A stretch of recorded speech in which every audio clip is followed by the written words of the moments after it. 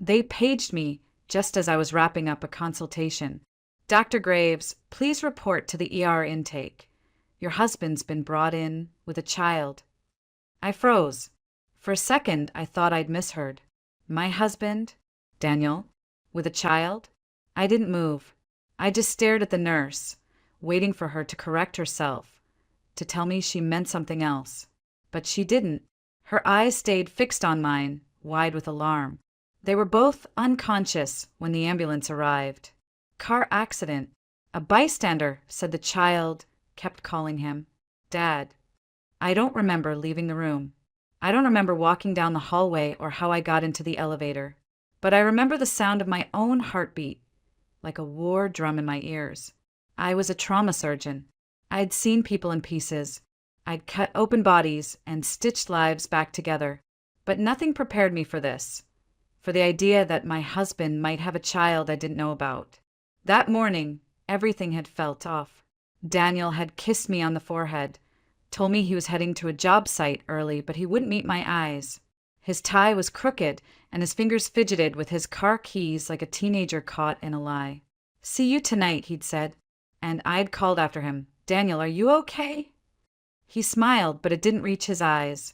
Yeah, everything's fine. Don't worry about me. But I did. I had been for weeks. Daniel had grown distant lately. Subtle things, really. His phone always face down. His cologne smelled unfamiliar. Once or twice, I thought I caught the scent of baby wipes in the car, but brushed it off as stress-induced imagination. We had no children, not for lack of trying. 8 years of IVF, hormone treatments, late nights with ice packs pressed to my lower abdomen, and early mornings watching test lines stubbornly remain blank. 8 years of grief. And Daniel had been by my side through all of it, or so I thought. Now, as I raced through the hospital corridor, my heels clicking against the linoleum, that entire version of our life flickered in and out like a dying light bulb. Maybe it had all been pretend, or maybe the truth had just found a new place to hide. When I entered the ER, I expected chaos. Instead, it was quiet, eerily so. A nurse guided me into a small consult room. Inside, the chief of surgery was waiting. His expression told me everything. Dr. Graves, he said gently, you might want to sit down. I didn't. Bad news feels more bearable when you're on your feet. There was a crash about 30 minutes ago. Your husband, Daniel Graves, was driving. He's stable, concussion, a few broken ribs, but he'll recover. I exhaled, just once, like collapsing into myself. But the chief hesitated. He wasn't alone. A 7-year-old boy was with him. Multiple eyewitnesses say the child called him Dad. My mouth opened, but no words came out. I could hear a clock ticking. Somewhere down the hall, a monitor beeped. Everything else just stopped. That can't be, I whispered. That's impossible. We don't have children. We can't have children. The chief gave a sympathetic nod. The boy's in pediatric ICU. Head injury, but the prognosis is good. He'll wake up soon. Daniel's asking to speak with you. Urgently. I stood there, frozen. A child. A son. A life I knew nothing about, sitting just one floor away from me. I had walked into this hospital a surgeon, a wife, a woman who thought she knew her life. But the woman who stood in that room now, she had no idea who she really was anymore. The hallway to Daniel's room felt like it stretched on forever. I walked past nurses who greeted me with tight, sympathetic smiles, past colleagues who averted their eyes as if my world hadn't just cracked open underfoot. I didn't smile back. I couldn't. My thoughts were loud, tangled, circling like birds around a carcass. A child, 7 years old, calling my husband Dad. I pressed my palm to my chest, hoping the pressure would stop the ache. It didn't. Daniel was in a private room at the end of the hall. Through the glass, I saw him lying back on the bed, for in his arm, bruises darkening along his cheekbone and temple. But he was awake, and when he saw me step inside, something shifted in his eyes, relief and fear all at once. "Allison," he whispered, trying to sit up. I raised a hand. Don't, I said quietly. Just don't move. I sat in the chair beside his bed, but I didn't take his hand. I couldn't trust what it had held. For a long moment, we didn't speak. The silence was heavy, filled with things neither of us wanted to say first. Finally, he looked at me and his voice cracked. I'm sorry. 2 words, too late. I folded my arms across my chest, felt the sting at the corners of my eyes, but blinked it away. Who is he? My voice came out flat, surgical. His name is Ethan, Daniel said, his throat working like it physically hurt to speak. He's my son. The word hit me like a slap. I flinched. How long have you known? I asked. About a year, he said. But he paused, closing his eyes. It didn't start out that way. I didn't know he existed until Rachel's mom called me. Rachel. The name rang a bell, faint, distant. She had worked with Daniel on a project 8 years ago. I remembered her vaguely. Brown hair, easy laugh, always offering to stay late. Rachel, I repeated slowly. As in Rachel Carter. Daniel nodded. After your 3rd IVF cycle failed, he said softly, you threw yourself into work. You barely came home. We barely talked. I felt like I was watching you disappear. And so you slept with someone else, I finished for him. It wasn't a question. I was broken, Allison. So were you, he said. I'm not excusing it, I swear to God I'm not. But it happened. It was stupid and selfish, and I regretted it the second it ended. It was only 3 months. And then Rachel left. She told me she didn't want anything from me, that she was moving away. So you just moved on? Never checked? Never wondered if she kept the baby? I could hear my own voice rising. I didn't care. While I was blaming myself, going through surgeries and hormone shots and soul-crushing disappointment, you had a child growing up somewhere and you never said a word. I didn't know, Daniel insisted. I swear to you I didn't. Not until last year when her mother called. Rachel's dying, Allison. Cancer. Stage 4. She said Ethan needed to know who his father was before it was too late. I stared at the wall, trying to absorb it. Ethan. A boy with Daniel's eyes and God knows what else. A child who had existed while I was convincing myself that I was broken, that I had failed. So what now? I asked. You've been seeing him behind my back. Every weekend, Daniel admitted, shame coloring his voice. Buying groceries for them, paying for his school supplies, spending time with him. I told him I was just a family friend. I didn't know how to tell you. I pressed a hand to my forehead. You lied to both of us. I know, he said, his voice barely a whisper. And I'm sorry. I just didn't want to lose you. I stood up slowly, trying to breathe through the chaos spiraling inside me. I couldn't look at him. Not yet. Maybe not ever. I need air, I said, and walked out before he could stop me. And for the first time in our 15-year marriage, I didn't know if I was walking away or beginning to wake up. I didn't go home. I couldn't. I found myself walking the hospital corridors, turning corners out of muscle memory, ending up outside the pediatric ICU. The door was marked with a hand-painted sign. Please knock gently, tiny hearts healing inside. I knocked. A nurse I recognized from rounds let me in, her eyes softening when she saw me. Room 6, she whispered. He's stable, still sleeping, but he should wake soon. The room was filled with the faint beeping of machines, the sterile scent of antiseptic mixed with something warmer, like crayons and clean laundry. And there he was, Ethan, 7 years old, a small 4 in his arm, a bandage wrapped gently around his forehead. His dark curls were tousled across the pillow, and his cheeks still flushed from whatever trauma his little body had been through. But he was breathing steadily, peacefully, and he looked like Daniel. Not vaguely, not distantly. The same nose, the same chin, the same small crease above his right eyebrow that formed even in sleep. My knees went weak, and I sat down before I collapsed. I didn't know what I expected to feel. Rage? Jealousy? Grief? I had felt all those things in the last 3 hours. But now, sitting there with this boy barely an arm's length away, all I felt was hollow. Like the wind had blown through my life and left everything rearranged. On the table, next to his bed, there was a piece of paper and a box of crayons. A drawing. I picked it up with trembling fingers. It was simple, childlike, but instantly recognizable.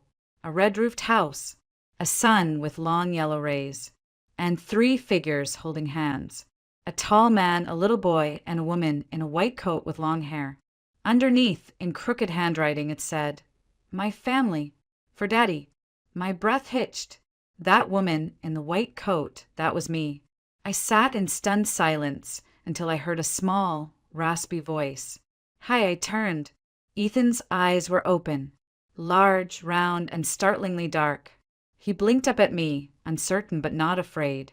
"Are you the doctor?" I swallowed.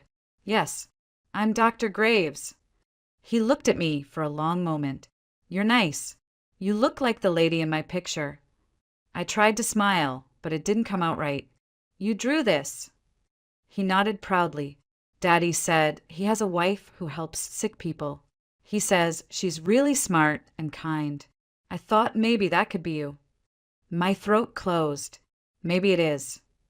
Ethan tilted his head. "Do you know my daddy?" "I do." I folded the paper back into its little square, hands still shaking. "I know him very well." He relaxed against the pillow, blinking sleepily. "Daddy tells me about you a lot. He says sometimes you're sad because you want a kid, but your tummy won't make one." His voice dropped to a whisper. "I think that's really sad." Tears burned behind my eyes. I didn't correct him. I didn't explain biology or boundaries or betrayal. I just said, "Yeah, it is." Ethan smiled a little. "I think you'd be a good mom, though. You have kind eyes." My heart twisted. This child, this beautiful, honest little soul. He didn't know who I was. Not really. He didn't know what I had lost, what I had fought for, what I had been denied. He didn't know that I was the wife of the man who had fathered him in silence.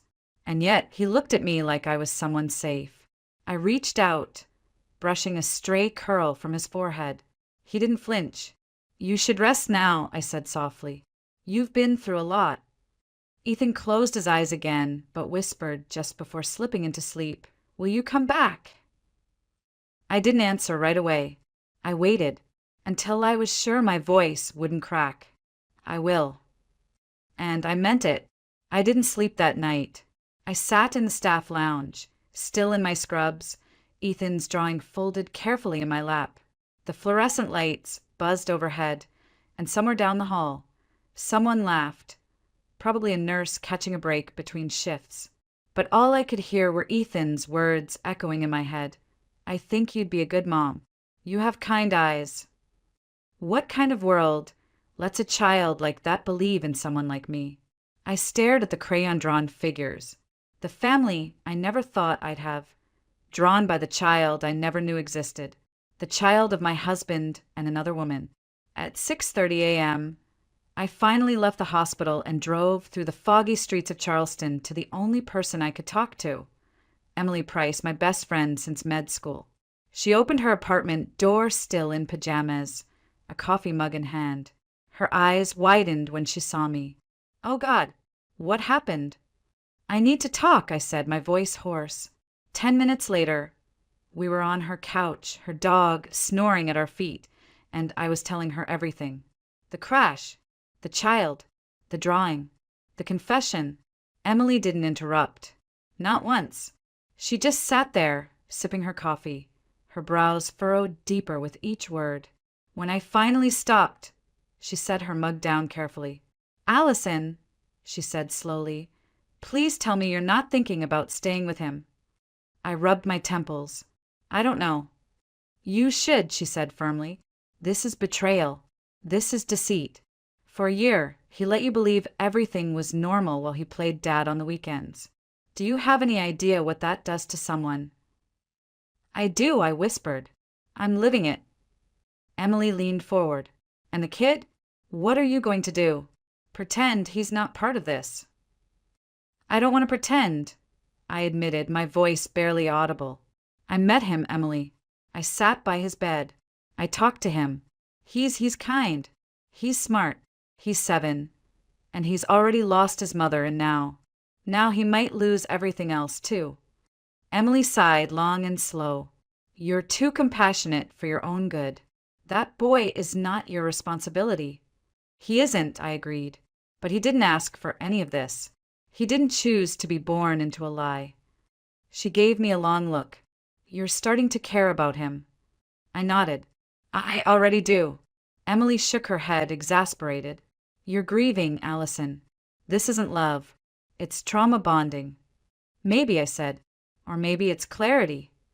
That afternoon, I drove to North Charleston, to the old apartment where Ethan and his grandmother lived. I needed to see it. I needed to understand what kind of life he came from and whether there was a place for me in it. The building was tired, peeling paint, rusted railings, but clean. A little girl on the 3rd floor waved at me as I climbed the stairs. When I knocked on the door, it opened slowly to reveal a frail woman with kind eyes, leaning on a cane. Mrs. Carter? I asked. She blinked, surprised. Yes. I'm Allison, Daniel's wife. Her hand flew to her chest. Oh, my goodness. I'm sorry to come unannounced, I said. I just needed to see. She opened the door wider. Then come in. You should see where your husband's son has been growing up. The apartment was small but warm. Handmade curtains, family photos, books stacked neatly on shelves. It smelled like lemon cleaner and sugar cookies. There were drawings on the fridge, pirates, dragons, a big red heart with the word Daddy written across it. Mrs. Carter watched me look. He's a good boy, she said quietly. He misses his mother, but he's still smiling. I closed my eyes. He thinks I'm the woman from his drawings. Maybe you are. I turned to her. I don't know what I'm doing. She smiled sadly. None of us do. We just try to do right by the children. And that's when I realized I wasn't here to confirm what I already knew. I was here to ask myself what I was willing to become. Mrs. Carter led me into a small living room that doubled as a dining space. The furniture was worn but spotless, and the windows let in the soft afternoon light. On the wall, framed photos of a young woman. Rachel smiled back at me. She looked kind, delicate. There was one photo of her cradling a newborn baby, her eyes glassy with exhaustion but glowing with love. I couldn't look at it for long. She was stubborn, Mrs. Carter said, her voice warm with memory. Even as a little girl, wouldn't take help unless she absolutely had to. When she found out she was pregnant, she told me she'd handle it on her own. Said Daniel had a life, a wife, and she wasn't going to interfere. I listened in silence, unsure whether to feel admiration or fury. She raised Ethan herself, Mrs. Carter continued. I helped as much as I could, but we never told the boy who his father was. Rachel said he'd figure out someday, or maybe he'd never need to. Her voice broke a little, but when the cancer got bad, when we knew time was short, she changed her mind. Said Ethan deserved the truth, even if it was messy. I looked down at my hands, folded tightly in my lap. Daniel told me she asked him to step in. She did. He came the same week we called. She smiled softly. He looked shell-shocked, seeing Ethan for the first time, like he'd just stepped into a life he forgot he was part of. I nodded slowly. I could picture that. Daniel, standing awkwardly in a doorway, seeing a miniature version of himself and realizing what he had lost, or maybe what he had been too afraid to face. She made him promise to stay in Ethan's life, Mrs. Carter added, and he has, every weekend. Grocery runs, school meetings, bedtime stories. He doesn't call him Dad yet, but her eyes glistened. He knows. Ethan's laughter suddenly rang out from the back room, light and bright, and something in me cracked. I followed the sound and found him sitting at a tiny desk, coloring furiously. When he looked up and saw me, his face lit up. You came. I smiled, trying to steady my voice. Of course I did. You feeling better today? He nodded, then turned the drawing toward me. Look, it's us. The picture showed 4 stick figures this time. 1 tall man, 1 small boy, 1 older woman with a cane, and 1 woman in a white coat. All holding hands, all smiling. That's Daddy and Grandma. And you and me, he said, pointing at each. I drew our future. I crouched beside him. You think that's how it's going to be? I hope so, he said shyly. Daddy always talks about you. Says you're the bravest person he knows. He said you make people better. I swallowed hard. That's my job. He said maybe you'd make our family better too. I closed my eyes for a moment, overwhelmed by how simple it all seemed in his mind. There were no complications in Ethan's world, just drawings and stories and love, even if it came from broken places. Ethan, I said gently, what would it mean to you if I became your mom? His eyes widened, then sparkled. You mean for real? I nodded. He threw his arms around my neck so fast it knocked the air out of me. I promise I'll be a really good son, he whispered into my hair. You won't regret it. Tears welled up in my eyes as I held him close. His body was small, warm, full of trust one didn't deserve, but desperately wanted to earn. From the doorway, Mrs. Carter watched us silently, her hands pressed to her mouth. When I met her gaze, she nodded as if to say, it's okay. He's yours now, too. And for the first time in my life, I wondered if motherhood wasn't something I had to create, but something I had to accept. Later that evening, I drove back to the hospital to check on Daniel. I wasn't sure why. Maybe I needed answers.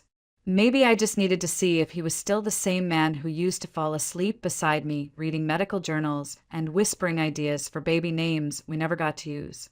His room was dim when I walked in, and he was sitting up, changed into a t-shirt and sweatpants, folding his discharge papers slowly, like they weighed 1,000 pounds. He looked up when I entered. You went to see him. I nodded. He swallowed. And I'm here. He looked down at his hands. Allison, I don't deserve forgiveness. I know that. What I did, what I kept from you, was cowardly. I was afraid I'd lose you. You already had, I said quietly, sitting down across from him. The second you chose silence over truth. Daniel closed his eyes. I never meant to replace what we lost. I leaned forward. You didn't. But you built something new without telling me. That's not just betrayal, Daniel. That's a life you chose to live without me in it. He looked shattered. So what now? I hesitated. The silence stretched between us like a thread I wasn't sure I wanted to snap. Ethan's a wonderful child, I said. He's sweet and smart and so open it hurts. Daniel's face softened. He is. I care about him, I continued, feeling the weight of every word. But I don't know what that means yet. I don't know what that makes me. Daniel nodded. You don't owe him anything. Or me. I know, I said, but that's not why I'm here. He looked at me, puzzled. I'm here because he asked me something today, I said, and I didn't know how to answer.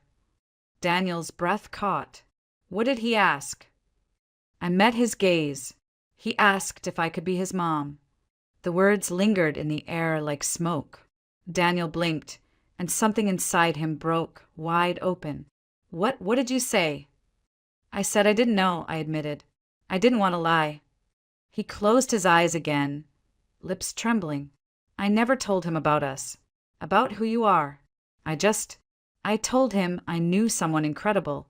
I told him about the woman who never gave up on people, even when they broke her heart.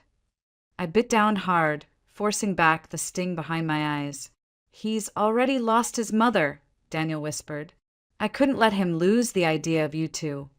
I stood. This isn't about me being an idea, Daniel. It's about whether I can be a real person in his life. Someone who shows up. Someone who stays. Can you? He asked, almost afraid to hope. I don't know yet, I said honestly, but I want to try. For him. Daniel nodded slowly. Then I'll support you, however you need me to. Before I left, I stopped by the pediatric wing one more time. Ethan was sitting up in bed, drawing again, his face lighting up the moment he saw me. You came back. I told you I would. He patted the bed beside him. I sat. He glanced at the nurse, then leaned in and whispered, Did you think about it? About what? I asked, even though I already knew. About being my mom, he said. I mean, not just in the picture. For real. I took a breath, then reached for his hand. Ethan, being a mom is a big thing. It means showing up every day, even when it's hard, even when I mess up. He nodded solemnly. I can help you. I'm good at things. I smiled through a blur of tears. I'm sure you are. So, is that a yes? He asked, his voice so small I almost missed it. I squeezed his hand. It's a maybe, but it's a real maybe, the kind that could turn into a forever. He beamed like the sun had risen just for him. And maybe in some small way it had. The next morning, I sat at the kitchen table, the sunlight slanting across my coffee, untouched and growing cold. In front of me was a yellow legal pad filled with scribbled lists. Reasons to stay, reasons to walk away, what Ethan needs, what I can handle. None of the lists gave me peace. Every time I tried to calculate a way forward, it brought me right back to the same impossible place, the space between what I wanted and what I feared. I knew I could love that child. I already did in some small, fragile way. But could I raise him while living in the shadow of the betrayal that brought him into the world? Could I walk into the room every morning and see the eyes of the woman my husband never meant to love, but still created life with? I drove back to the hospital before visiting hours officially started.